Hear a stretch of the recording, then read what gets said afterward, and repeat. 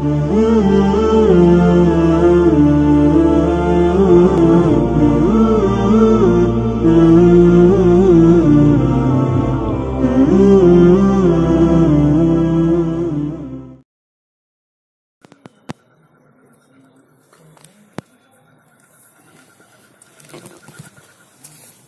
حضرات، اللہ کا شکر ہے کہ ایک مرتبہ پھر آپ سے ملاقات کا موقع مل گیا اور ہم کو اور آپ کو خالص اللہ اور اس کے رسول کی نسبت پر مل بیٹھنے کا موقع ملا۔ اللہ تبارک و تعالی ہمیں اس موقع کی قدردانی کی توفیق عطا فرمائے اور اس موقع سے ہم سب کو فائدہ اٹھانے کی توفیق دے۔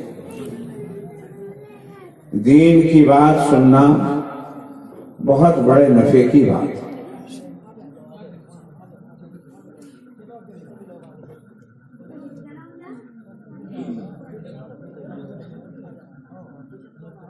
آپ یہ سمجھ سکتے ہیں کہ دین کی بات بتانے کے لیے اللہ نے انبیاء علیہ السلام کو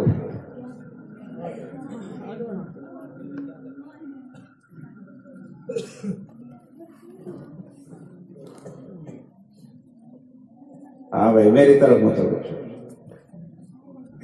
اس کائنات میں سب سے محبوب ترین جو مخلوق ہے اللہ کو، وہ انبیاء علیہ السلام، نبی، اور نبیوں کو اللہ نے دین کی بات بتانے، لوگوں کو سنانے کے لیے، تو دین کی بات سننا سنانا اتنا اونچا عمل ہے کہ اللہ رب العزت نے اس کام کے لیے اپنی سب سے پیاری مخلوق کو نازل فرمایا۔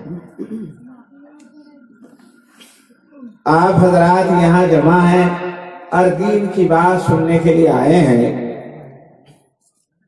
اللہ رب العزت مجھے حق بات کہنے کی توفیق عطا فرمائے اور ہم سبوں کو اس پر عمل کرنے کی توفیق۔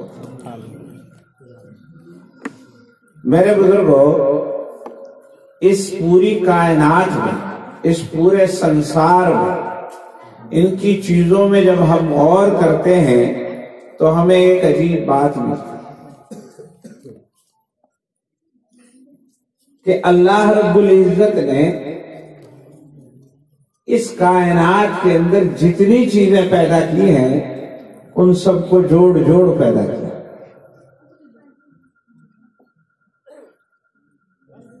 کوئی چیز بے جوڑ پیدا نہیں کی، جو چیز پیدا کی اس کا جوڑ بھی پیدا کیا۔ مرد پیدا کیا تو عورت، مرد کا جوڑ عورت، عورت کا جوڑ مرد۔ جانوروں میں دیکھو، نر ہے تو مادہ بھی، مادہ ہے تو نر بھی۔ اس کے علاوہ اور چیزیں دیکھو، میری طرف دیکھیں تھوڑا سا، سب چیزیں جو ہیں جوڑ جوڑ اللہ نے پیدا کی۔ ادھر روشنی بنائی تو ساتھ میں اندھیرا بھی، اندھیرا بنایا تو ساتھ میں روشنی بھی، میٹھا بنایا تو نمکا بھی، نمکے کے ساتھ اللہ نے میٹھا پیدا کیا۔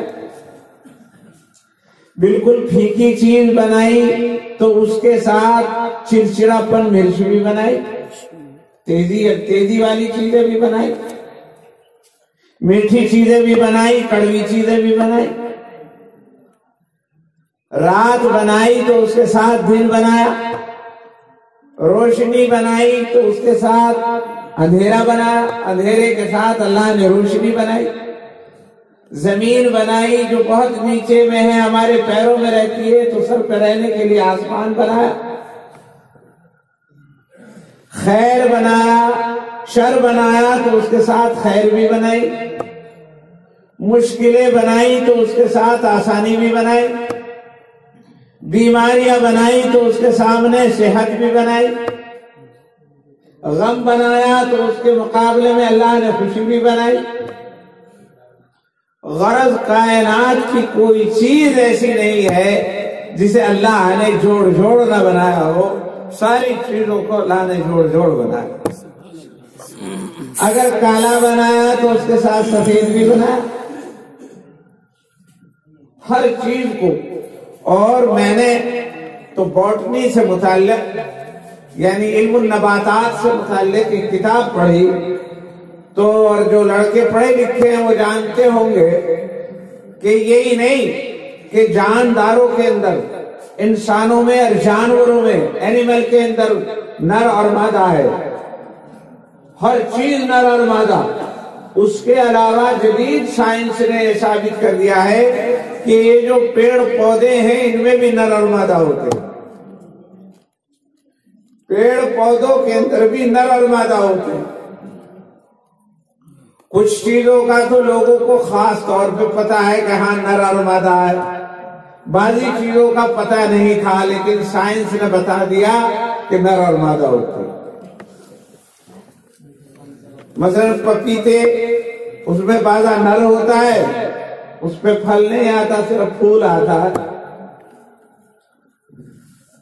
لیکن یہ توری، لوکی، کدو جب ہم دیکھتے ہیں تو ان پہ دو طرح کے پھول آتے ہیں، ایک کو کہتے ہیں جھوٹے پھول ہیں، اور جس پہ پھل لگتا ہے اسے کہتے ہیں سچے پھول ہیں۔ اور سائنس اسے بتاتی ہے وہ جو جھوٹے پھول جنہیں کہہ رہے ہیں وہ نر ہیں، اور وہ دوسرے پھول جن پہ پھل لگتا ہے وہ مادہ ہے۔ تو نر اور مادہ کا سلسلہ پیڑ اور پودوں میں بھی ہے۔ اس کے علاوہ جدید سائنس یہ بھی بتلاتی ہے کہ جتنے غلے پیدا ہوتے ہیں ان کے اندر بھی نر اور مادہ کا سلسلہ ہے۔ پھول کھلتا ہے، اس میں کوئی نر ہوتا ہے، کوئی مادہ ہوتا ہے۔ مکھی آتی ہے، شہد کی مکھی آتی ہے اور تتلی آتی ہے، وہ اس کے حسن سے متاثر ہوتی ہے، اس کے اوپر بیٹھتی ہے اور اس کے پیروں کو نر کے اوپر بیٹھتی ہے، اس کے پیروں کو، اور اس کی جو سونڈ ہے وہ اس میں داخل کرتی ہے، تو اس میں جو ہے اس کے نر کے کیٹانو لگ جاتے ہیں، وہ پھر مادہ کے اوپر جا کر کے بیٹھتی ہے، جب وہ بیٹھتی ہے تو وہ کیٹانو اس کے اندر داخل ہو جاتے ہیں، اور اس طریقے سے مطلب یہ کہ ایک جنریشن کا سلسلہ جاری ہو جاتا ہے۔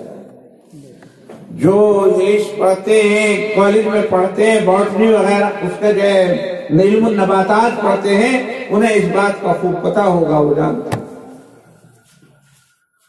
اور ایک تو تمام پھول، یہ جو آم ہے، امرود ہے، ساری چیزیں ہیں، ان کے اندر کچھ پھول نر ہوتے ہیں، کچھ مادہ ہوتے ہیں، ان میں توالد و تناسل کا ایک سلسلہ جاری ہوتا ہے، اور اس توالد و تناسل کے سلسلے سے وہ پھر چیز وجود میں آتی ہے۔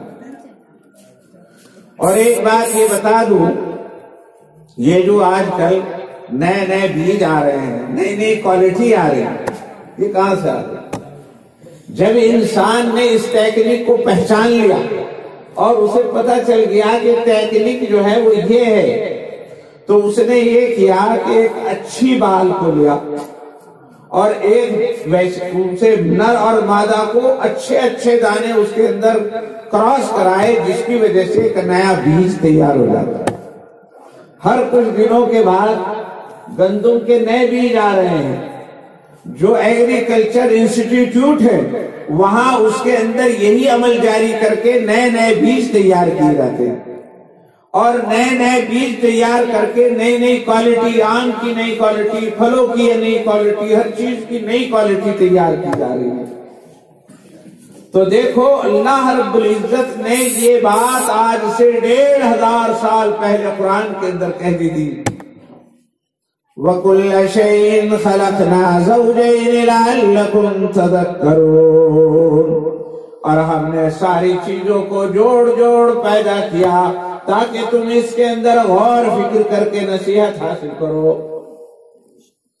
وَكُلَّ شَيْءٍ خَلَقْنَا زَوْجَيْنِ لَعَلَّكُمْ تَذَكَّرُونَ، اس کے اندر اللہ کی بڑی نشانی ہے، اگر غور کرے تو خدا کے وجود کا پتہ چلے۔ وَمِنْ آيَاتِهِ أَنْ خَلَقَ لَكُم مِّنْ أَنفُسِكُمْ أَزْوَاجًا لِتَسْكُنُوا إِلَيْهَا وَجَعَلَ بَيْنَكُم مَّوَدَّةً وَرَحْمَةً إِنَّ فِي ذَلِكَ لَآيَاتٍ لِقَوْمٍ يَتَفَكَّرُونَ۔ قرآن ذرا غور تو کرو، وہی ابا ہے، وہی ماں ہے، ایک باپ ایک ماں، ایک ہی نلکے کا پانی پیتے ہیں، ایک ہی کھیت کا گیہوں کھاتے ہیں، ایک ساتھ رہتے ہیں، لیکن کبھی ہم لڑکا پیدا کرتے ہیں اور کبھی ہم لڑکی پیدا کرتے ہیں۔ لڑکا لڑکا ہے اپنے تمام صفات میں، اور لڑکی لڑکی ہے اپنے تمام صفات میں۔ ذرا غور تو کرو، لڑکا کیوں ہو جاتا ہے، لڑکی کیوں ہو جاتی ہے؟ کبھی اللہ لڑکا بنا دیتے ہیں اور کبھی اللہ لڑکی بنا دیتے ہیں۔ وَمِنْ آيَاتِهِ أَنْ خَلَقَ لَكُم مِّنْ أَنفُسِكُمْ أَزْوَاجًا، اور اللہ کی نشانیوں میں سے ایک نشانی یہ ہے کہ اس نے تمہارے اندر سے ہی، تمہارے میں سے ہی تمہارے لیے ایک دوسرے کا جوڑ بنایا، مرد کے لیے عورت اور عورت کے لیے مرد۔ کیوں بنایا؟ لِتَسْكُنُوا إِلَيْهَا، تاکہ تم سکون حاصل کرو۔ انسان کی زندگی میں بہت رشتے ہوتے ہیں، ماں اور باپ، بھائی اور بہن، بھائی بھائی، بہت سارے رشتے ہیں اللہ نے بنائے، اور ہر رشتہ اپنے وقت میں بہت ضروری، اس کے بغیر کام نہیں چلتا۔ ماں نہ ہو تو بچے کی پرورش مشکل، بہت ضروری۔ باپ نہ ہو تو بیٹے کی ترقی بڑی مشکل۔ اللہ نے ہر رشتہ بڑا اہم بنایا، کھلانے کے لیے بہنیں بنا دی، پیار کرنے کے لیے چھوٹا بھائی بنا دیا، اور اس وقت میں بھائی بھائی کے اندر اتنا پیار کہ جس کا کچھ حل نہیں۔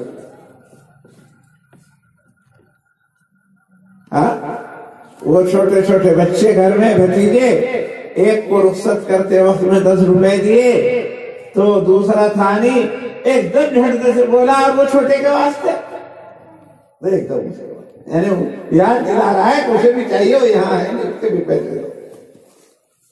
تو میں سوچ رہا تھا آج تو اتنی محبت ہے، اور انہی بھائیوں کو دیکھا جب وقت گزرتا ہے تو یہی بھائی ایک دوسرے سے جدا ہو جاتے ہیں، لڑنے لگتے ہیں، اپنے بچوں میں یہ اپنے بچوں میں لگ گیا، وہ اپنے بچوں میں۔ یہ پرانے رشتے، ماں بوڑھی ہو گئی، اللہ کو پیاری ہو گئی، ابا اللہ کو پیارے ہو گئے، بھائیوں نے اپنے الگ الگ نسا لیے، ان کے بچے ہو گئے، ساری محبت بچوں کو مل گئی۔ بہنیں جو ہیں وہ رخصت ہو کے چلی گئی اور انہوں نے اپنے گھر بسا لیے، یا تو اس گھر کو چھوڑ نہیں سکتی تھی، جب جا رہی تو رو رہی تھی، اور اب جب وہاں اس کے 2 4 5 7 بچے ہو جاتے ہیں، اب انہیں لاتے بھی ہیں تو 2 4 دن کے بعد ہی کہنے لگے کہ بس چلو، کہہ لے، اس نے کہا کہاں رہا جا، اب تو نہیں، اب وہاں کی محبت۔ تو بہنوں نے علیحدہ گھر بسا لیے، بھائیوں کے بیوی بچے الگ ہو گئے، ماں اور باپ اللہ کو سدھار گئے، اور انسان کو زندگی گزارنے کے لیے ایک رشتے کی ضرورت تھی، اللہ نے اس کے لیے اس کی بیوی پہنی۔ جب سارے رشتے روٹ رہے ہیں تو اللہ اس کے لیے بیوی پہنی۔ لِتَسْكُنُوا إِلَيْهَا، تاکہ تم اس سے سکون حاصل کرو۔ لڑکا یہاں پیدا ہو رہا ہے، لڑکی وہاں پیدا ہو رہی ہے، ان کے درمیان کوئی رشتہ داری نہیں ہے، لیکن اللہ کا نام لے کر نکاح کر کے انہیں ایک دوسرے سے جوڑ دیا جاتا ہے۔ ایسی محبت ہو جاتی ہے، ایسی تعلق قائم ہو جاتا ہے کہ محسوس ہوتا ہے کہ ایک دوسرے کے بغیر رہ نہیں۔ لِتَسْكُنُوا إِلَيْهَا، تاکہ تم سکون حاصل کرو۔ انسان کی بے قرار محبت کو قرار آ جاتا ہے۔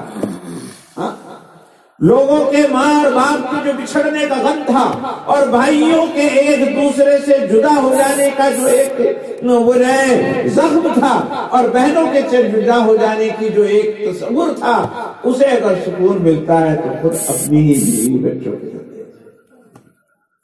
اسے بھی مشغلہ مل جاتا ہے، اس کی محبت کو بھی جگہ مل جاتی ہے، اس کی محبت کو بھی سکون اور قرار مل جاتا ہے۔ یہ اپنی بیوی کے ساتھ اور اپنے بچوں کے ساتھ مشغول ہو کر سکون کی زندگی وَجَعَلَ بَيْنَكُمْ مَوَدَّةً وَرَحْمَةً، اور تمہارے درمیان ہم نے محبت اور الفت پیدا کر دی۔ اجنبی جن میں پہلے سے الفت تھی ان میں تو دوری ہو گئی، اور جس میں کبھی الفت نہیں تھی وہ الفت والے بن گئے۔ یہ اللہ کی شان ہے نہیں؟ جو الفت والے تھے تو وہ تو الگ الگ ہو گئے، اور جو اجنبی تھی اسے اللہ رب العزت نے محبت پیدا کر دی۔ وَجَعَلَ بَيْنَكُمْ مَوَدَّةً وَرَحْمَةً إِنَّ فِي ذَلِكَ لَآيَاتٍ لِقَوْمٍ يَتَفَكَّرُونَ، بے شک اس کے اندر اللہ کی نشانیاں ہیں سوچنے اور غور فکر کرنے والوں کے لیے۔ غور اور فکر کرنے والوں کو چاہیے کہ اس کے اندر غور کرے، فکر کرے، اللہ کی نشانی کو پہچانے کہ اللہ رب العزت نے کیا کاراگری فرمائی ہے۔ کبھی مرد کبھی عورت۔ تو میں کہہ رہا تھا کہ یہ چیز، بہت ساری چیزیں تو ایسی ہیں جو آج دریافت ہوئی ہیں، لیکن 1500 سال پہلے جناب قرآن شریف کے اندر اللہ نے فرما دیا تھا وَجَعَلْنَا كُلَّ شَيْءٍ خَلَقْنَا زَوْجَيْنِ، ہم نے تمام چیزوں کو جوڑ جوڑ پیدا کیا۔ بس یہ تو بات بطور تمہید کی تھی کہ اللہ رب العزت نے تمام چیزوں کو جوڑ جوڑ پیدا، رات پیدا کی تو دن پیدا کیا، اندھیرا پیدا کیا تو اس کے مقابلے میں روشنی کی، نر مؤنث مادہ پیدا کی تو اس کے مقابلے میں نر پیدا کیا، اور کھٹے کے مقابلے میں میٹھا پیدا کیا، اور برائی کے مقابلے میں اللہ نے اچھائی پیدا کی، اور غم کے مقابلے میں اللہ نے خوشی پیدا کی۔ غرض ساری چیزوں کو جب ڈھیڑتے ہیں تو جوڑ جوڑ دو۔ میرے بزرگوں، اتنی بات کہنے کے بعد بلکہ مجھے یاد آیا کہ ایک دفعہ سرکار دو عالم علی نبینا علیہ الصلوۃ والتسلیم مدینے کے باغوں میں کو گزر رہے تھے۔ حضور مدینے کے باغوں میں سے گزر رہے تھے تو وہ جو کھجور کے باغ ہوتے ہیں ان میں بھی 2 طرح کے ہوتے ہیں، کچھ نر ہوتے ہیں کچھ مادہ ہوتے ہیں۔ تو حدیث میں آتا ہے کہ وہ صحابہ کرام وہ نر کے پھول اس کے مادہ کے اوپر کر کے جھاڑ رہے تھے، اسے عربی میں تعبیر کہتے ہیں۔ حضور نے پوچھا کہ کیا کر رہے ہو؟ تو انہوں نے کہا یا رسول اللہ تعبیر کر رہے ہیں، نر کو مادہ پہ جھکا رہے ہیں۔ حضور نے فرمایا اس سے کیا ہوگا؟ انہوں نے کہا کہ اس سے پھل اچھا، پھل تو ویسے بھی آ جاتا ہے لیکن اس سے پھل اچھا۔ حضور کہنے لگے کہ مجھے تو ایسا لگتا ہے کہ اگر ایسا نہ کرو جب بھی ایسا ہی آئے گا۔ تو پھر کیا ہوا؟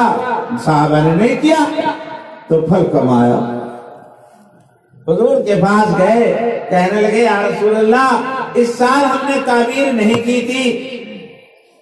تو حضور نے فرمایا کہ فَفْعَلُوا أَنْتُمْ أَعْلَمُ بِأُمُورِ دُنْيَاكُمْ، کر لیا کرو، اس لیے کہ تمہیں دنیا کی چیزوں کا زیادہ پتہ ہے، یہ کھیتی اور کاشتکاری کے مسئلے ہیں، انہیں تم اپنے مطابق کر لیا۔ تو مجھے عرض کرنا ہے کہ جہاں مجھے بات کو لے جانا تھا وہ یہ ہے کہ جب ہر چیز کا جوڑ ہے تو اس دنیا کا بھی کوئی جوڑ ہے یا نہیں؟ جب ہر چیز کو اللہ نے جوڑ جوڑ پیدا کیا تو یہ جو ساری کائنات ہے، جو دنیا ہے، دنیا کی جو زندگی ہے، اس کا بھی تو کوئی جوڑ ہونا چاہیے۔ اور خدا نے خود دعویٰ کر دیا ہے، اللہ نے وَكُلَّ شَيْءٍ خَلَقْنَا زَوْجَيْنِ، ہم نے تمام چیزوں کو جوڑ جوڑ پیدا کیا، تو ہم اس دنیا کی زندگی کو تو بے جوڑ پاتے ہیں۔ یہ دنیا کی جو زندگی ہے اگر اس کا کوئی جوڑ نہیں تو بات پھیکی پڑ جائے گی۔ جب ہر چیز کا جوڑ ہے، مرد اور عورت، مذکر اور مؤنث، مادہ اور نر، اندھیرا اور روشنی، خوشی اور مسرت، خوشی اور غم، ہر چیز برابر برابر ہے، ہر چیز کا جوڑ ہے، تو اس دنیا کی زندگی کا بھی کوئی نہ کوئی جوڑ ہے۔ اور وہ دنیا کی زندگی کا جوڑ آخرت کی زندگی ہے. آخرت کی میں بتانا چاہتا ہوں، بعض لوگ یوں سوچتے ہیں کہ آخرت کو کیوں مانا جائے. آخرت کا وہ پوری کائنات میں غور کریں، جب انہیں ہر چیز جوڑ نظر آ رہی ہے تو دنیا کی زندگی کا جوڑ کیوں نہیں؟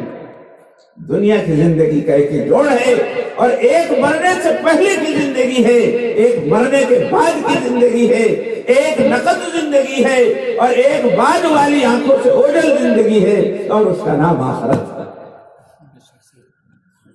آخرت پر ایمان لاتا ہے مسلمان، جو آخرت پر ایمان نہیں رکھتا وہ مسلمان ہے.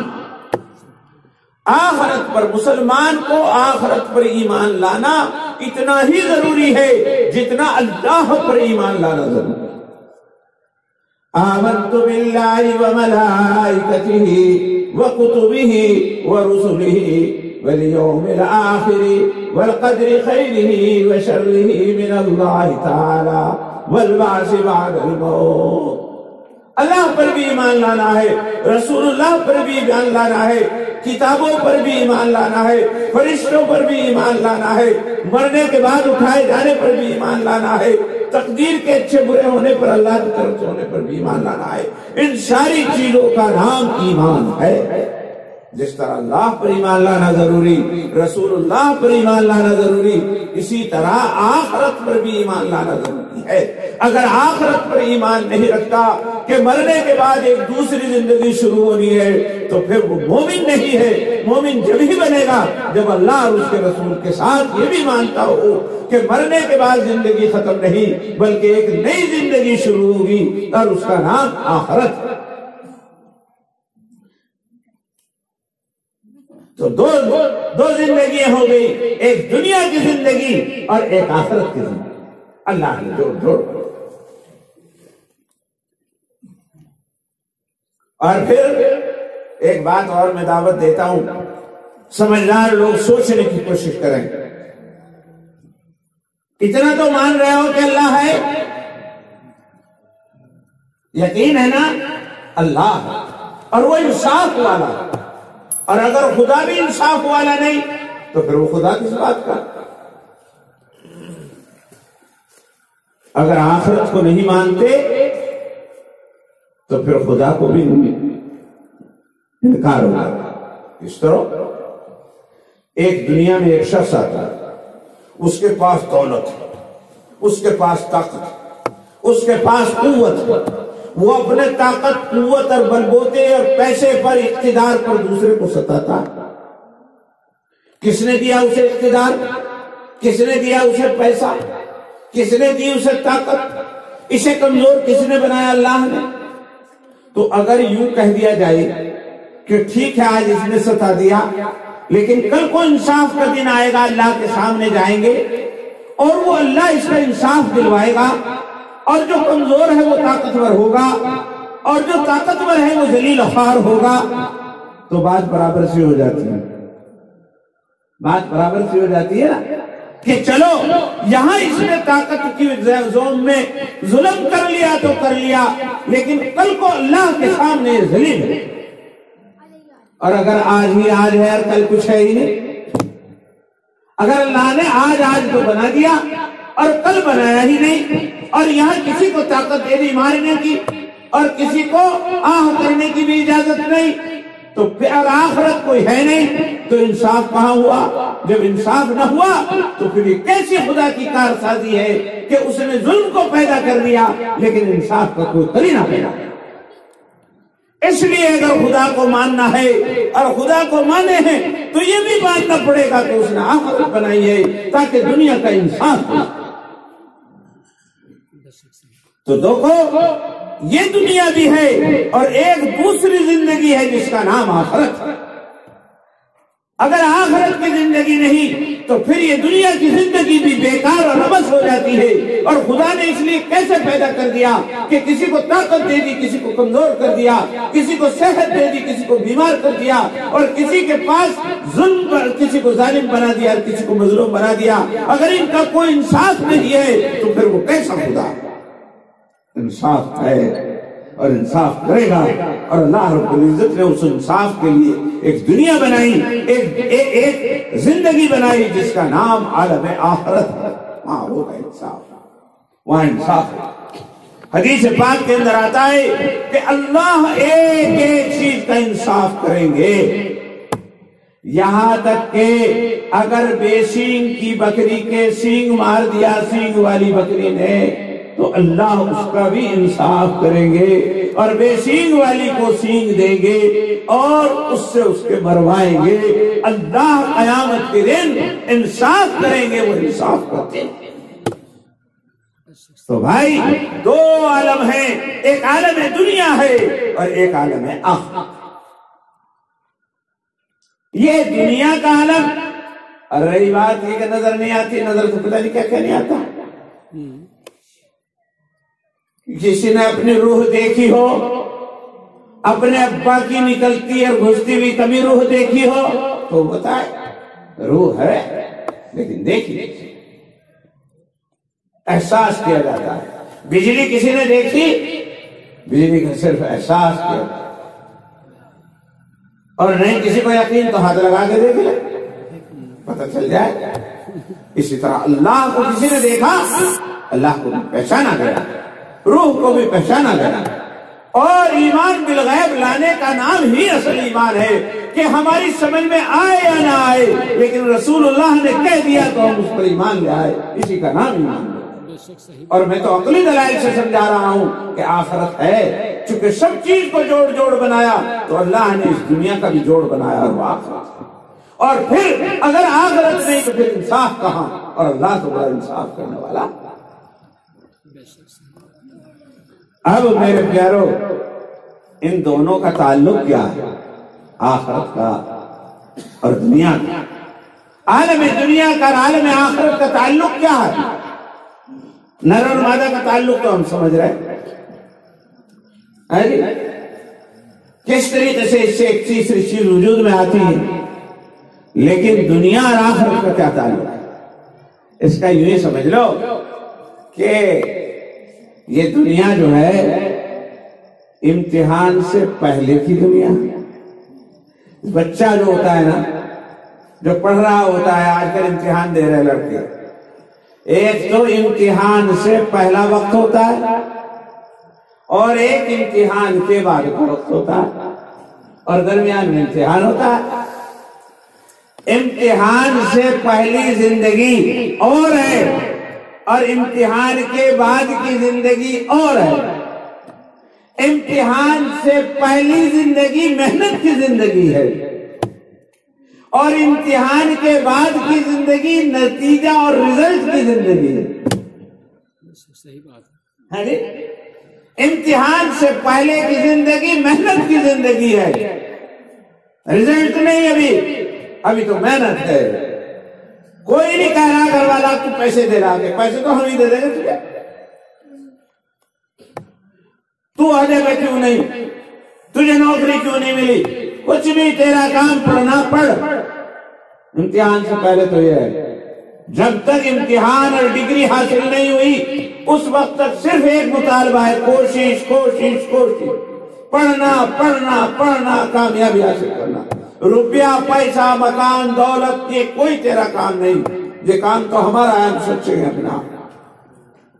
اور پھر اب جب اسے پوری کئی لاکھ روپے لگا کر کورس کرا دیا گیا اور اس نے امتحان دے دیا تو اب ہے نتیجے کی اور رزلٹ کی زندگی۔ پاس ہو رہا ہے نہیں، کوئی ملازمت مل رہی ہے نہیں مل رہی۔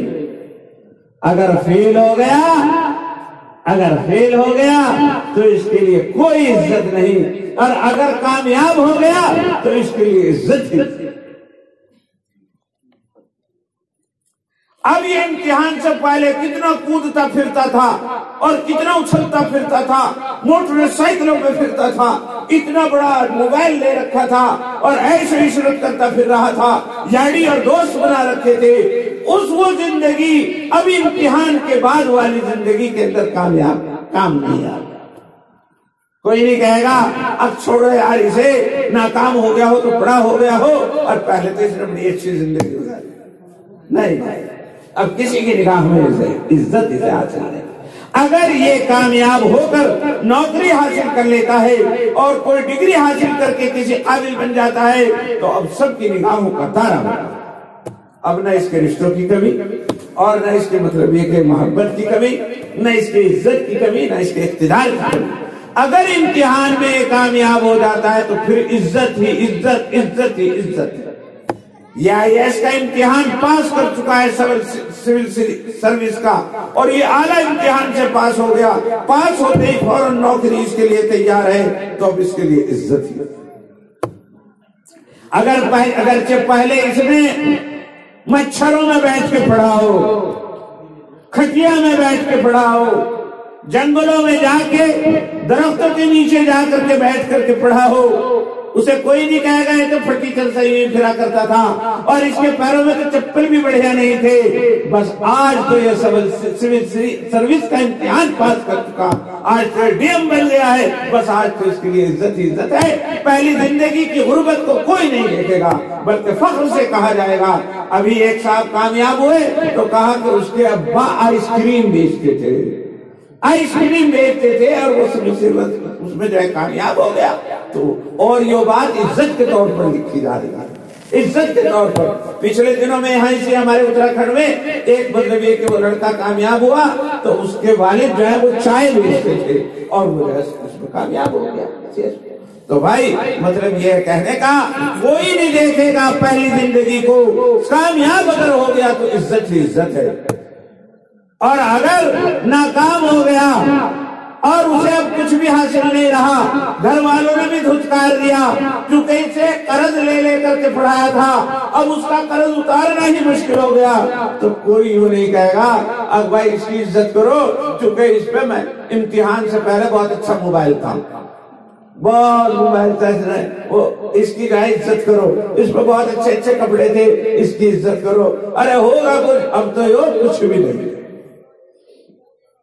تو جس طریقے سے یہ انسان کے لیے امتحان ایک کسوٹی ہے، ایک اس سے پہلی زندگی، ایک بعد کی زندگی، اسی طرح موت انسان کے لیے پہلے موت جو ہے ایسا ہے جیسا کہ مطلب یہ کہ ایک درمیان میں پردہ ہو، اور اس سے پہلی زندگی جو ہے یہ دنیا کی زندگی، یہ امتحان کی زندگی ہے، کوشش کی زندگی ہے۔ دنیا میں رہ کر کے وہ جنت بھی کما سکتا ہے اور دوزخ بھی کما سکتا ہے، وہ اللہ کو راضی بھی کر سکتا ہے، وہ اللہ کو ناراض بھی کر سکتا ہے، اور مرنے کے بعد پھر اس کے عیش و عشرت کی زندگی ہے، یعنی رزلٹ کی زندگی ہے۔ اگر اچھا رزلٹ نکلا، امتحان میں کامیاب ہو گیا تو جنت میں جائے گا، اور امتحان میں ناکام ہو گیا تو خیر و خسران۔ بس میرے پیارو، مجھے زیادہ بات نہیں کر لی، مجھے یہی بات آپ کو بتانی تھی۔ میرا گلا تو ویسے ہی خراب ہو رہا ہے مسلسل پروگراموں کی وجہ سے، کہ ہمیں اس دنیا کے اندر جو بھیجا گیا ہے ایک امتحان کی تیاری کے لیے بھیجا گیا ہے، ایک امتحان کی تیاری کے لیے بھیجا گیا ہے، اور مرنے کے بعد پھر وہ رزلٹ، یہ جو ہے امتحان کے بعد کی زندگی شروع ہو جائے گی اور رزلٹ شروع ہو جائے گا۔ اس وقت کچھ نہیں کر سکتا، جب امتحان گاہ میں چلا گیا اور پرچہ سامنے آ گیا تو پھر لاکھ سوچو جاؤ، اب یار یہ تھا تو کچھ، یہ سوال تھا، اگر میں دیکھ لیتا اچھی طرح دیکھ لیتا تو میں کر ہی دیتا اسے، مگر یہ میں نے دیکھا ہی نہیں اچھی طرح۔ اب لاکھ کروڑا کوشش، وہ اچھی طرح دیکھنے کا موقع نکل گیا، اب کچھ نہیں۔ تو بھائی مرنے کے بعد، آنکھ بند ہونے کے بعد، نہ نماز پڑھ سکتا ہے، نہ روزہ رکھ سکتا ہے، نہ حج کر سکتا ہے، نہ تسبیح پڑھ سکتا ہے، اب تو آخرت۔ تو آخرت کون کامیاب ہوگا؟ نتیجہ کس کا بڑھیا نکلے گا اور کس کا خراب ہوگا؟ اس سے متعلق میں نے 2 آیتیں آپ کو سنائی تھی، وہ مختصر سے ان کا ترجمہ کر کے اور مطلب بتلا کر آپ سے رخصت ہو جاتا ہوں۔ اللہ نے کہا فَأَمَّا مَنْ طَغَىٰ وَآثَرَ الْحَيَاةَ الدُّنْيَا فَإِنَّ الْجَحِيمَ هِيَ الْمَأْوَىٰ وَأَمَّا مَنْ خَافَ مَقَامَ رَبِّهِ وَنَهَى النَّفْسَ عَنِ الْهَوَىٰ فَإِنَّ الْجَنَّةَ هِيَ الْمَأْوَىٰ۔ دیکھا اس دنیا میں رہتے ہوئے امتحان سے پہلے کامیابی ناکامی کا میدان بنتا ہے، اس دنیا میں رہتے ہوئے جنت اور دوزخ کا مقام بنتا ہے۔ اس دنیا مزرعۃ الآخرہ، یہ دنیا جو ہے آخرت کی کھیتی ہے۔ اس دنیا میں رہتے ہوئے جنت کمائی جاتی ہے اور اس دنیا میں رہتے ہوئے دوزخ کمائی جاتی ہے۔ اللہ نے ارشاد فرمایا کہ اس دنیا میں رہتے ہوئے اس کے سامنے دنیا کی عیش و عشرت ہوتی ہے، خدا کا قانون بھی ہوتا ہے۔ دیکھ، جیسے ایک طالب علم ہو، انہوں نے کہا میرے پتر اب تو جاگ نہیں جاتا، میں کس طرح پڑھوں، میرے نہیں پڑھا جاتا، نیند آ جا تو ٹھیک ہے، نیند پیاری ہے اگر، عیش پیاری ہے اگر، موبائل پیارا ہے اگر، دوست پیارے ہیں اگر، تو بھول جا کامیابی ملے گی تجھے، بھول جا اس بات کو کہ تو کامیاب ہوگا، تو کسی بڑے امتحان میں کامیابی حاصل کر کے بڑا مقام حاصل کرے گا، بھول۔ اور اگر نیند تو آ رہی ہے مگر چھپ کے مار رہا ہے، پڑھ رہا ہے، جی تو چاہ رہا ہے موبائل کو دیکھوں لیکن فوراً یاد آتا ہے اگر موبائل دیکھوں گا تو کتاب نہیں لکھی جائے گی، وہ رکھا ہے۔ جی تو چاہتا ہے کرکٹ کے میدان میں چلا جاؤں اور کھیلوں اور کودوں، لیکن خیال آتا ہے کہ اگر کرکٹ کے میدان سے زیادہ محبت کی تو ماں باپ نے جو روپیہ اور پیسہ لگایا ہے، جو مجھ سے محبت کی ہے اور مجھ سے تمنائیں آرزوئیں مطلب یہ کہ لگائی ہیں، اگر میں کھیل کے میدان میں چلا گیا تو وہ ساری آرزوؤں کے وکٹ گر جائیں گے۔ تو اگر یہ کیا اور اپنی خواہشات نفسانی کو بچا لیا تو وہ ایک دن کامیاب ہے۔ اسی طرح اللہ نے کہا جو اس دنیا کے اندر خواہشات نفسانی میں پل جائے اور خواہشات نفسانی کے چکر میں پڑ جائے، دنیا سے بیجا محبت کرنے لگے اور اپنے نفس کے تقاضوں کو پورا کرنے پہ لگ جائے، طاقت دے دی تو کسی پہ ظلم کرے اور کسی کی زمین دبائے اور کسی کے پیسے دبائے اور کسی کے برا کہے اور اپنی چودراہٹ کے اندر جس طرح چاہے کسی کے اوپر ظلم کرے، تو اگر اس دنیا کے اندر اس نے زندگی اختیار کری تو وہ بھول جائے کہ جنت کے مزے لے جائے، ہرگز نہیں، وہ آخرت میں ناکام۔ اور اگر خواہشات نفسانی کا تقاضا سامنے رہا لیکن اس نے خواہشات نفسانی کو دبائے رکھا اور اللہ رب العزت سے ڈرتا رہا، نہ اپنے نفس کے تقاضوں کو پورا کیا، نہ اپنی محبت کے ناجائز تقاضوں کو پورا کیا، اور نہ کسی کے اوپر طاقت کے باوجود ظلم کیا، اور نہ اقتدار کے باوجود اپنے اقتدار کا غلط استعمال کیا، تو وہ یاد رکھے کہ اسے انشاءاللہ کامیاب۔ وَأَمَّا مَنْ طَغَىٰ وَآثَرَ الْحَيَاةَ الدُّنْيَا فَإِنَّ الْجَحِيمَ هِيَ الْمَأْوَىٰ، اور جس نے سرکشی اختیار کی اور دنیا کی محبت کو ترجیح دے دی تو یاد رکھے اس کا ٹھکانہ جہنم ہے، ناکامی ہے، ٹوٹا ہے۔ وَأَمَّا مَنْ خَافَ مَقَامَ رَبِّهِ وَنَهَى النَّفْسَ عَنِ الْهَوَىٰ فَإِنَّ الْجَنَّةَ هِيَ الْمَأْوَىٰ، اور جس نے اپنے رب سے ڈر گیا اور اپنے رب کے سامنے کھڑا ہونے سے اسے ڈر لگا اور اس نے اپنی خواہشات نفسانی کو روک لیا تو جنت اس کا ٹھکانہ ہے۔ جو خواہشات نفسانی پر عمل کرتا ہے وہ امتحان کے بعد کامیابی حاصل نہیں کرتا، اور جو خواہشات نفسانی کو دبا لیتا ہے وہ امتحان کے بعد کامیابی حاصل کرتا ہے۔ یہی دنیا کے امتحان کا نتیجہ ہے اور یہی آخرت کے امتحان کا نتیجہ ہے۔ ایک چھوٹا سا قصہ یاد آیا، حضرت عیسیٰ علیہ نبینا علیہ السلام اللہ کے بہت پیارے رسول ہیں، بہت پیارے رسول۔ مختصر سی بات ہے، بات ختم کرتا، بہت پیارے رسول، بہت عظیم الشان اولو العزم پیغمبر، جن پر اللہ نے انجیل نازل فرمائی، اپنی کتاب، جو بڑے بڑے معجزات حضرت عیسیٰ علیہ السلام کو دیے۔ وہ مردے کو اللہ کے حکم سے زندہ کر دیتے تھے، کوڑی کو شفا بخش دیتے تھے، اندھے کے آنکھوں پر ہاتھ پھیرتے تو اس کی آنکھیں روشن ہو جایا کرتی تھی۔ غرض طرح طرح کے معجزات اللہ نے حضرت عیسیٰ علیہ السلام کو دیے۔ انہوں نے زندگی اللہ کے لیے گزاری، نہ کبھی مکان بنایا، نہ کوئی شادی کی، نہ بیوی بچے، اور پوری زندگی اللہ کے دین کی دعوت و تبلیغ میں لگے۔ اللہ والوں کے پاس بھی بہت سارے لوگ صرف دنیا کے چکر میں چلے جائیں، جن کے دنیا کی محبت ہوتی ہے وہ اللہ والوں کے پاس بھی دنیا ہی کی طلب میں نہ آخرت کی طلب میں نہیں جاتے۔ اور یہ ناکامی کی بات۔ تو بہت سارے لوگ حضرت کے سچے عاشق بھی تھے، ایمان لانے والے، مگر ایک دنیا دار بھی پیچھے لگ گیا کہ ان سے کوئی دنیا کا گر حاصل کر لیا جائے۔ وہ پیچھے لگ گیا، اور بھائی کیوں چل رہا تو میرے ساتھ؟ حضرت نے مکان نہیں بنایا، ساری زندگی میں پھرتے رہے، آج یہاں آج وہاں آج وہاں آج وہاں۔ وہ ساتھ لگ گیا، پوچھا حضرت نے، اگلی بس بتا آپ کی خدمت میں، آپ کی محبت میں آ رہا ہوں، چل بھائی۔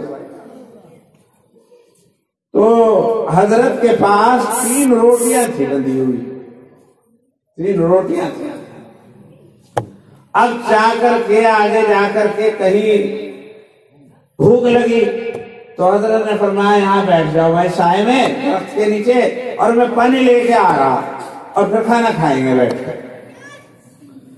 اب صاحب انہوں نے، اب اس نے دیکھا روٹی 3 ہے اور آج بھی 2 ہیں، تو اس نے سوچا اب اگر 7 کھائی تو 1.5 بلٹے آ گئی۔ اس نے ایک میں پہلے ہی ہاتھ صاف کرا۔ اب حضرت پانی لے کے آئے، حضرت نے فرمایا اب بھائی یہ تو 3 روٹیاں تھی، 2 رہ گئی، ایک کہاں گئی؟ اب یہ حاشا اللہ مجھے پتہ نہیں، تو 2 ہی تھی۔ قسم کیوں کھاوے؟ تجھے بھوک لگ رہی تھی، تینے کھا لی، کوئی بات نہیں، قسم کیوں کھاوے؟ ابھی میں نے کھائی نہیں۔ اللہ قسم میں نے تو کھائی نہیں۔ نے کہا اچھا بس چل نہیں کھائی، لیکن تو قسم نہ کھا۔ وہ انہوں نے کھا لی، 1 کپ روٹی کھا لی۔ اب آگے تو چلے۔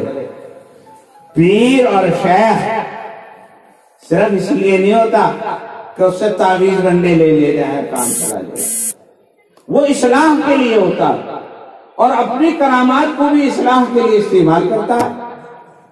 آگے چلے، آگے چل کر کے ایک دریا آیا، اب دریا سے پار جانا تھا، کشتی کوئی تھی نہیں، تو حضرت نے اپنا رومال پانی پر بچھایا اور وہ تختے کی طرح ہو گیا، اس پر بیٹھ گئے اور اسے کہا بیٹھ جا۔ اب وہ بیٹھ گئے اور اسے دریا کو پار ہو گیا۔ جب وہ پار ہو گئے تو حضرت نے فرمایا دیکھی نہیں خدا کی قدرت؟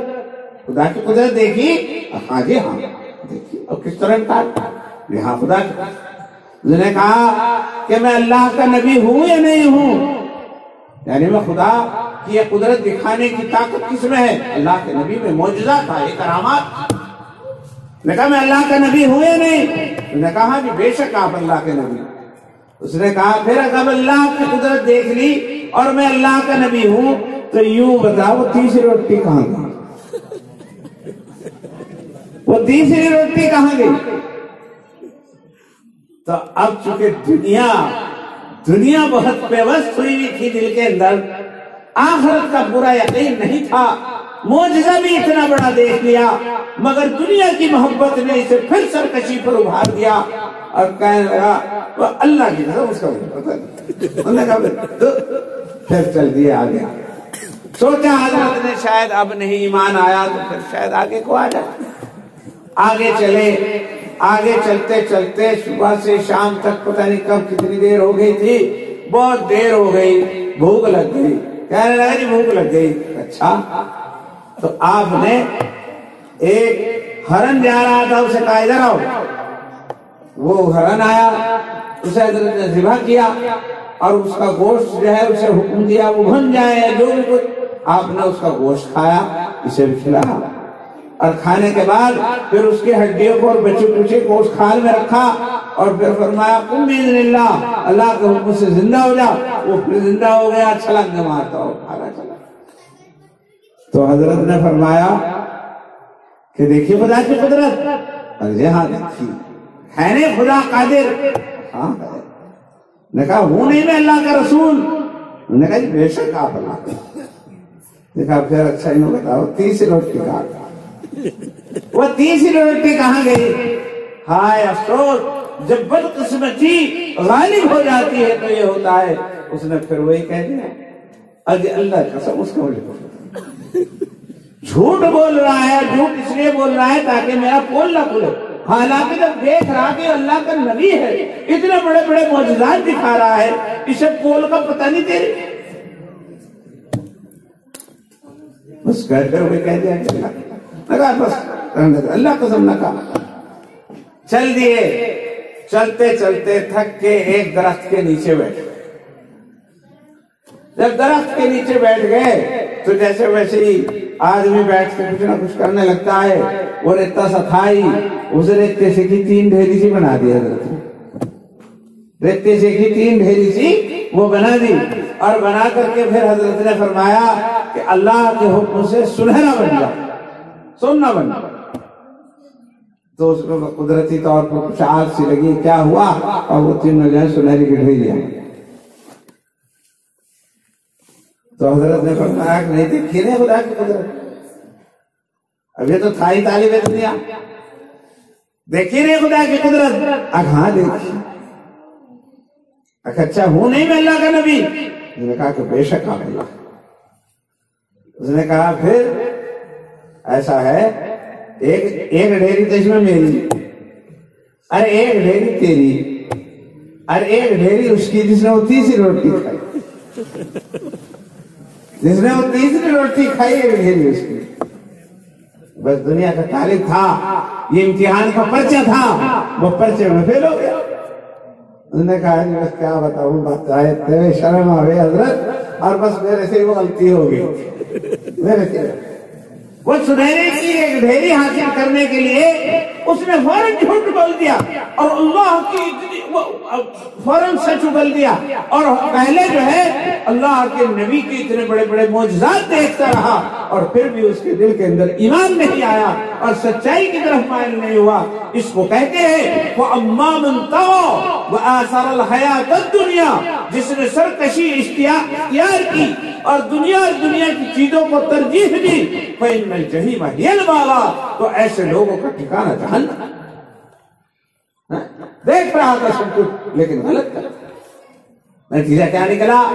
نتیجہ نکلا حضرت نے فرمایا کہ جا کم بخت، اللہ کے اتنے بڑے بڑے معجزے دیکھے اور اس کے باوجود تیری طبیعت کے اندر ایمان نہ آیا، خدا پر یقین نہ آیا۔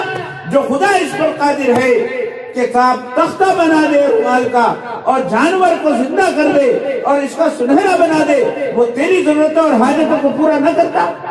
تو یہ سوچ رہا جھوٹ بولا کر، اگر اس سنہرے سے بھی میری ضرورتیں پوری ہوں گی، اس چیز سے تیرا خدا پر یقین نہیں آیا، اور تیرا اس پر مطلب یہ کہ اتنا یقین کہ اس کی وجہ سے تو مطلب یہ کہ کچھ کا کچھ طرح کر امتحان ہو گیا، پاک فیل ہو گیا۔ حضرت نے فرمایا مجھے اس کی ضرورت نہیں ہے، یہ تینوں مبارک ہو، لیکن میرے ساتھ تیرا کوئی ٹھکانہ دیکھ لیا گیا کہ تو جہنم میں سے۔ تو حضرت اسے چھوڑ کر کے چلے، حضرت تو اسے چھوڑ کر کے چلے گئے۔ اب تو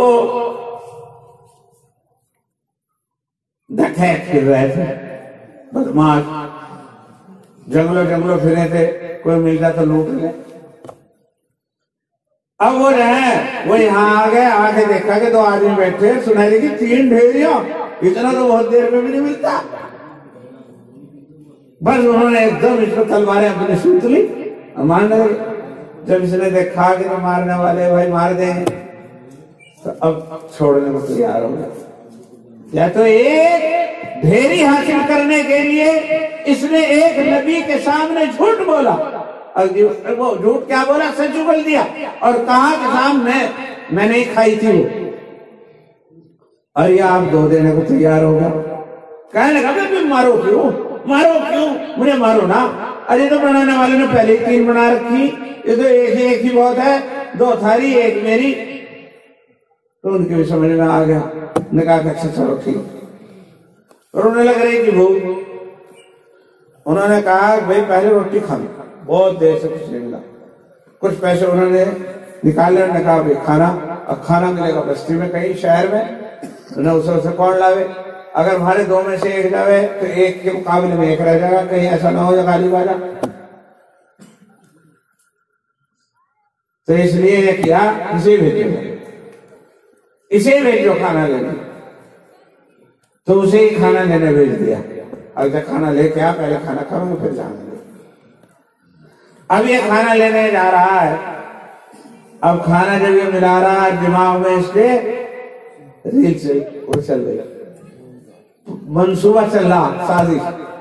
اب یہ سوچ رہا اب کیا جھوٹ تو بولا میں نے، نبی کو دھوکہ تو میں نے دیا اور رسول کی باتوں کو بھی جھٹلایا اور بڑی مشکل سے سنہرا ہاتھ آیا اور یہ سارا خام خامی دو ڈھیریوں کے مالک بن گئے. تو اس لیے ایسا کر کہ اس کے اندر زہر ملا. تو اس نے کھانے کے اندر زہر ملا دیا. پھر یہ لے کے آیا. ادھر انہوں نے سوچا اب بھائی کیا کہیں ایسا نہ ہو اب وہ کھانے میں گڑبڑ کر لے، کھانے میں کہیں گڑبڑ نہ کر لے. تو اس لیے جب کھانا آوے تو فوراً نہیں کھانا، پہلے اسے کھلانا، پہلے اسے ہی کھلانا.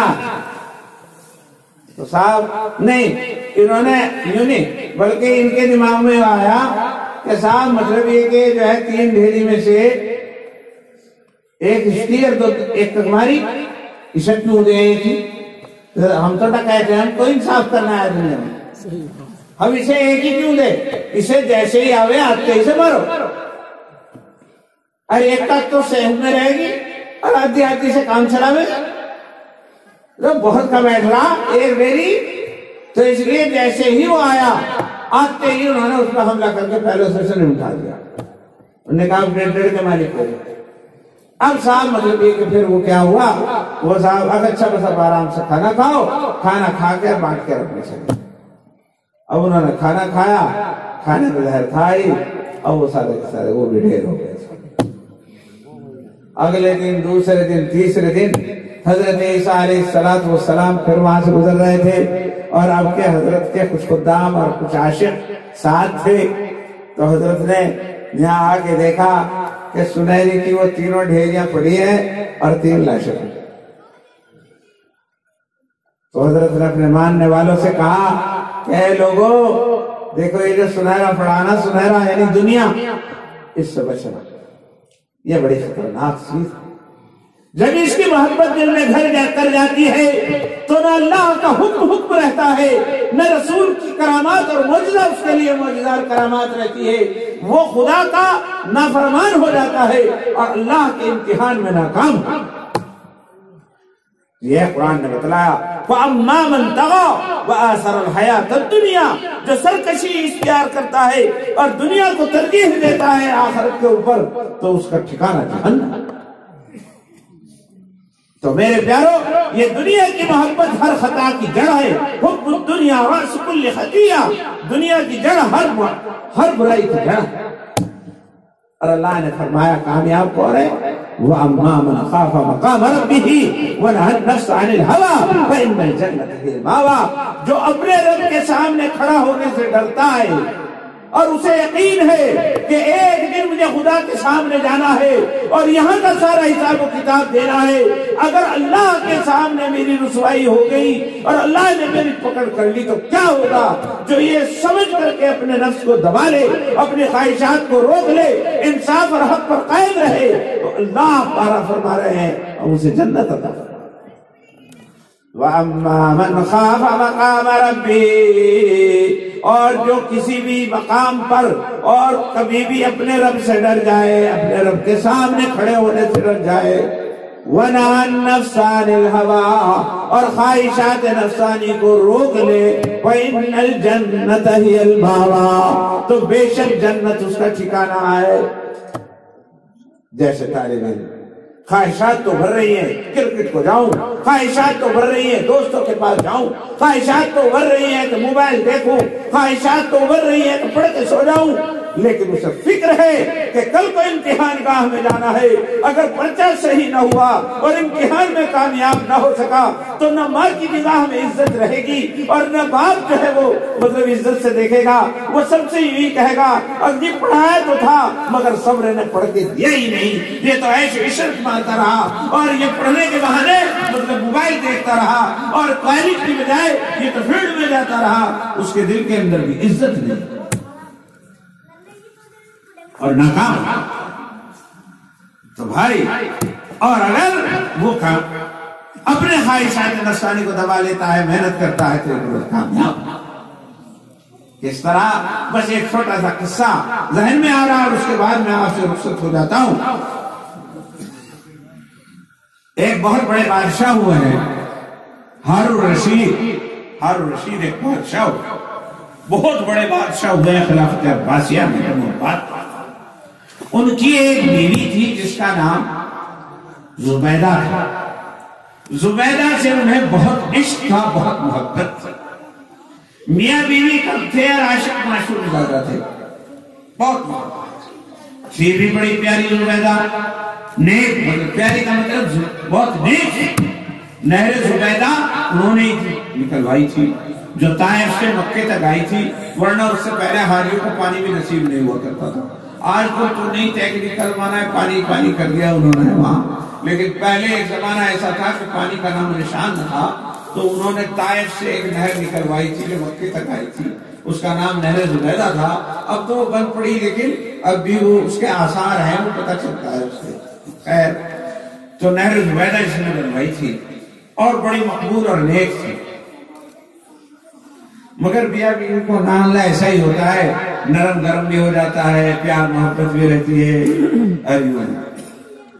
تو ایک روز بادشاہ سلامت بھی اور ملکہ عالیہ زبیدہ بھی بیٹھے ہوئے تھے، کسی بات پہ تکرار ہو گئی، تکرار میں زبیدہ نے یوں کہہ دیا تم تو جہنمی ہو، دوست گئی۔ اب بادشاہ کو بھی جلال آ گیا، بادشاہ اس نے یوں کہا کہ اگر میں دوزخی ہوں تو تجھے 3 طلاق، اگر میں جہنمی ہوں تو تجھے 3 طلاق۔ اب یہ غصے کا معاملہ تھا، بات ہو گیا، پھر عقل ٹھکانے آئے، نگل کیا ہو گیا، وہ ہو گیا۔ ایک دو دن سے چھپا کے رکھا، یہ بات بھی ایسی جس کا تذکرہ کرتے ہوئے بھی ڈر لگے، مگر اب جدائی بڑھی تو تکلیف بڑھی، بیوی کی اور زبیدہ کی، محبوبہ کی اپنے جو ہے وہ جدائی جو ہے وہ برداشت نہیں۔ تو پھر علماء سے پوچھنا شروع کیا کہ مجھے بتاؤ گے؟ انہوں نے کہا کہ بھائی اگر جہنمی ہے تو 3 طلاق ہو ہی گئی، اگر میں جہنمی تو تجھے طلاق، یہ طلاق معلق کہلاوے، اور اگر جہنمی نہیں ہے جنتی ہے تو پھر طلاق نہیں ہو۔ یہ تو کہا نا کہ اگر کسی نے اگر یوں کہا کہ اگر میں آم کھاؤں تو میری بیوی کا طلاق، تو آم کھاوے گا تو طلاق ہوگی، اور نہیں کھانے گا نہیں ہوگی۔ تو اب یہ کون بتاوے کھاوے جہنمی ہے جہنمی ہے جنتی ہے، یہ کون بتاوے؟ تو صاحب اس نے سب لوگ جو ہے وہ ہو گئے، ایک روز اس نے سارے علماء کو اکٹھا کیا۔ جب اس نے سارے علماء کو اکٹھا کیا، پوچھا کہ بھائی کسی طریقے سے بطر کہیں نکال لو کوئی سراغ کہ میں جنتی ہوں یا جہنمی ہوں، کوئی بتائے کوئی؟ تو سب نے کہا جی تو علم غیب کا معاملہ ہے، اسے کون بتا دے گا جنتی ہے جہنمی؟ مگر انہوں نے وہاں ایک نوجوان عمر عالم موجود تھے، انہوں نے کہا بادشاہ سلامت اگر آپ میری بات کا جواب دیں تو میں اس کا جواب دینے کی کوشش کر سکتا۔ اب بادشاہ کو تو اس کی ضرورت تھی کہ کوئی بھی بتائے، کیسا بھی بتائے، بتا دے اس کا مسئلہ حل ہو جائے۔ تو صاحب بادشاہ نے انہیں اپنے تخت پر بلا لیا اور بلا کے پوچھا پوچھئے کیا پوچھنا چاہتے ہیں؟ تو ان عالم نے پوچھا کیا بھی بتائیے کہ کیا آپ کو یہ یاد ہے کبھی کہ آپ کسی گناہ پر قادر تھے اور گناہ کر سکتے تھے اور کوئی رکاوٹ گناہ کے سلسلے میں نہیں تھی، آپ چاہتے تھے تو گناہ کر لیتے، لیکن پھر بھی خدا کے سامنے کھڑے ہونے سے اور خدا کا دھیان آنے کی وجہ سے کہ خدا کے سامنے پیشی ہوگی، کیا جواب دوں گا، اور اس بنیاد پر آپ اس گناہ سے رک گیا ہو خالص اللہ کے لیے؟ کوئی ایسا واقعہ ہے آپ کا؟ تو بادشاہ نے سر جھکا کر کے سوچا اور سوچ کر پھر بتایا کہ ہاں ایک واقعہ مجھے یاد ہے، جب میں شہزادہ تھا، راجکمار تھا، انہوں نے کہا کہ ہمارے محل کے قریب میں ایک بڑھیا رہتی، وہ بیوہ تھی، اس بڑھیا کے ایک لڑکی تھی جو بہت خوبصورت، اور وہ عورت اور وہ لڑکی بہت پارسا اور بہت نیک۔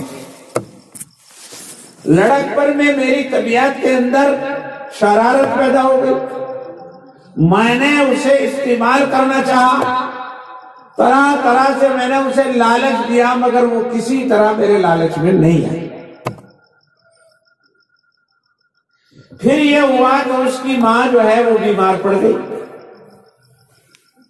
وہ جب بیمار پڑ گئی تو دوا دارو کے لیے بھی ان کے پاس پیسے نہ رہے، جو جھاڑو برتن وہ کرتی تھی وہ بھی سلسلہ چھوٹ گیا، بات فقر و فاقہ تک آ گئی۔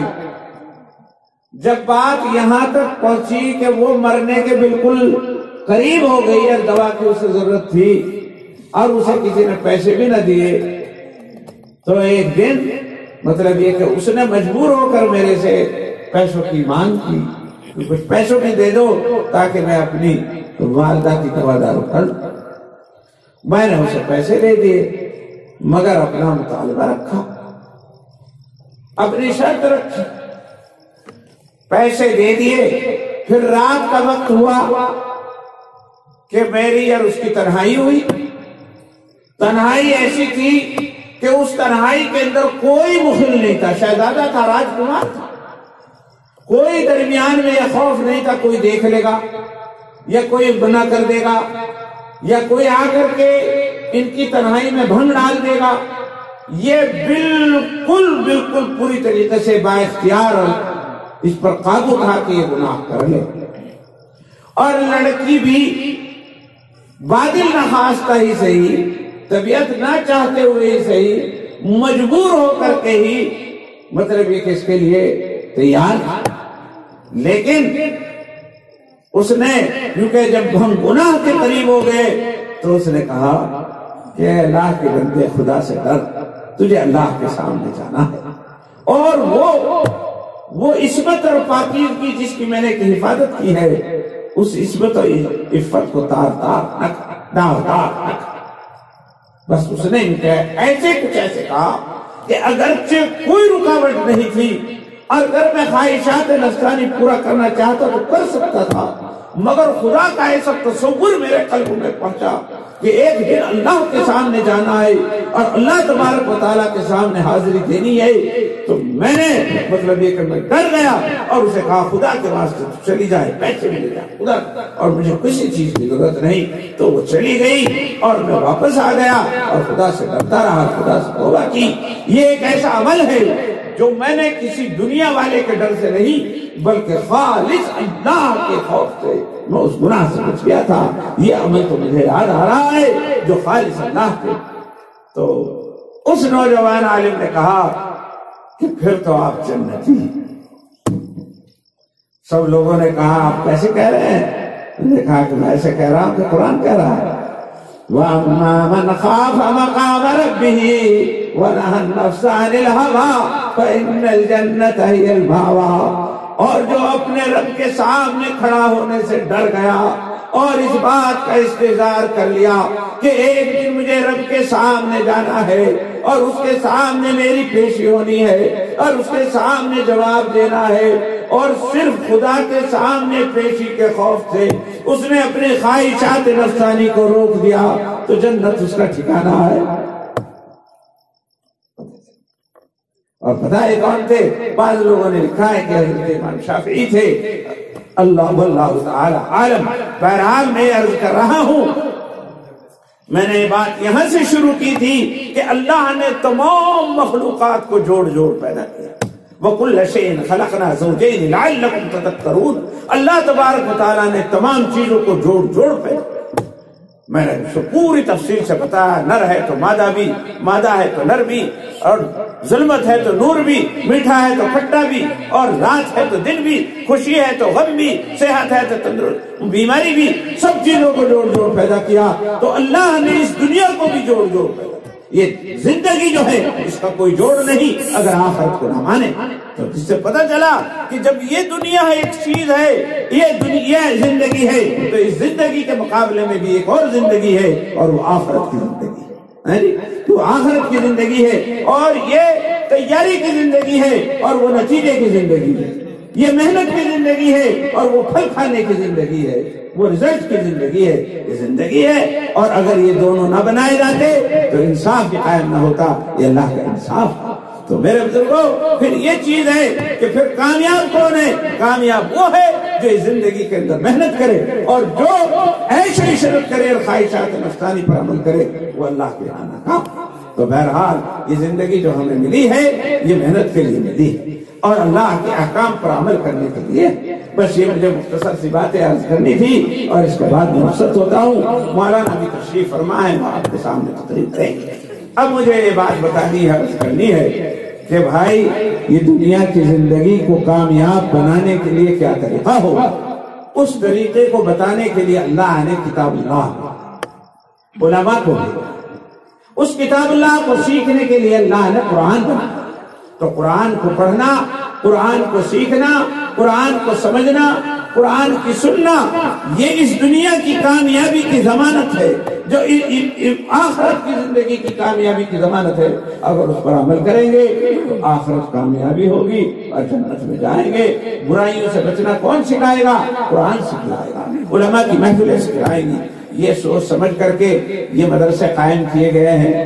آپ کے بچوں کو اگر قرآن ہی نہ آیا تو نماز کیسے پڑھیں گے، روزہ کیسے رکھیں گے، اور حلال سے کیسے اختیار کریں گے، حرام کو کیسے بچیں گے؟ یہ ساری چیزیں قرآن پاک کے علم سے حاصل ہوگی، اور قرآن پاک مطلب مدرسے سے آئے گا۔ اس کے لیے مدرسہ قائم کیا گیا۔ یہ مدرسہ ہے جس سے آپ کے بچوں کو قرآن ملے، دین ملے، دین کے احکام ملے، اور یہ جلسہ ہے جس سے آپ کو دین کا علم ملے، بڑوں کو دین کا علم ملے۔ یہ سب باتیں کہاں سے ملتی اگر یہ جلسہ نہ ہوتا؟ یہ جلسہ ہے، اور یہ جلسہ کیوں ہے؟ اسی جگہ کی بہانے سے ہے، اسی مدرسے کے بہانے سے ہے، یہ سب کچھ یوں ہو رہے ہیں۔ تو بھائی آپ اپنا خیال رکھیں، اپنے مدرسے کا خیال رکھیں، اس کے لیے زیادہ سے زیادہ چندہ دیں۔ ابھی اس میں بہت کام باقی ہے، ابھی تو زمین ہی کے پیسے ادا نہیں ہوئے، زمین کے پیسے بھی بہت سارے ہیں، باؤنڈری نہیں، کوئی ڈھنگ کے مکانات نہیں ہیں، لیکن پچھلی دفعہ آپ نے کوشش کی، محنت کی، اللہ کا شکر ہے کہ آپ نے 3 لاکھ روپے جو ہیں وہ زمین کے پیسوں کے ادا کیے، مگر ابھی بھی کچھ باقی ہیں۔ تو آپ حضرات پوری طریقے سے تیقظ اور بیداری کے ساتھ، پوری ہمدردی کے ساتھ اس کا ارادہ کریں کہ انشاءاللہ اس جلسے میں اتنی رقم اکٹھی ہوگی کہ ہم قرضہ جو ہے وہ ادا کریں، اور اس کے علاوہ باؤنڈری وغیرہ بھی بنا لیں گے۔ پھر آپ کا یہ مدرسہ ہے اور آپ ہیں، پھر آپ کریں گے۔ اور بھائی دیکھو، آپ کا دینا، آپ کا لینا، آپ کا مدرسہ، آپ کی کمیٹی، جو کچھ ہے وہ یہی سارا لے جانا ہے۔ ہمیں تو صرف ایک رہنمائی کرنی ہے، اس رہنمائی کے سلسلے میں ہم آپ کے پاس آئے ہیں۔ تو کہنا کہہ دیں، اب یہ بتاؤ کہ آپ حضرات کیا کیا ارادہ رکھ رہے ہیں جو زیادہ سے زیادہ، مطلب یہ کہ اس کی زمین کی رقم کی ادائیگی کے سلسلے میں آپ حضرات نے جو ارادہ کیا ہو وہ بتائیں۔ اللہ تبارک و تعالیٰ آپ کے جان مال میں عزت و آبرو میں برکت عطا فرمائے۔ کچھ اور جو کچھ ٹھیکیدار ساجد انصاری نے 1 لاکھ روپے لکھوائے ہیں۔ ابھی ٹھیکیدار ساجد انصاری صاحب نے 1 لاکھ روپے کی رسید میرے ہی ہاتھ سے کٹوائی ہے۔ اللہ تبارک و تعالیٰ ان کو اس کا بہت بہت اجر عطا فرمائے اور دونوں جہان کے اندر انہیں کامیابی نصیب فرمائے اور ان کے مال میں جان میں عزت و آبرو میں برکت عطا فرمائے۔ اور بتاؤ بھائی، اور بتاؤ، جلدی جلدی بتا دو، پھر مولانا جاوید رانا صاحب ہیں، عبد الرحمان صاحب نے 5000 روپے دیے، اللہ تبارک و تعالیٰ قبول فرمائے، ان کی عمر میں صحت میں برکت عطا فرمائے۔ روز شیر خان نے 5000 روپے دیے، اللہ تبارک و تعالیٰ ان کی عزت و آبرو میں برکت عطا فرمائے، ان کے مال میں برکت عطا فرمائے۔ اور ماشاءاللہ، لے آؤ بھائی، لے آؤ، بس جلدی جلدی سے جو کچھ دینا ہے وہ دے دیں۔ راولی احمد صاحب نے کتنے؟ 10,000۔ راولی احمد صاحب نے 10,000 روپے عطا فرمائے، اللہ تبارک و تعالیٰ قبول فرمائے، ان کے گھروں میں، ان کے مال میں، دولت میں برکت عطا فرمائے۔ بھائی جلدی جلدی سے آ جاؤ اور بتاؤ اور اپنے جذبات کا اظہار کرو اور اپنی زندہ دلی کا ثبوت دو۔ بھائی میرے سے تشکیل کرنی نہیں آتی، لیکن بہرحال کام کرنا ہے تو کچھ کہہ دیا۔ بھائی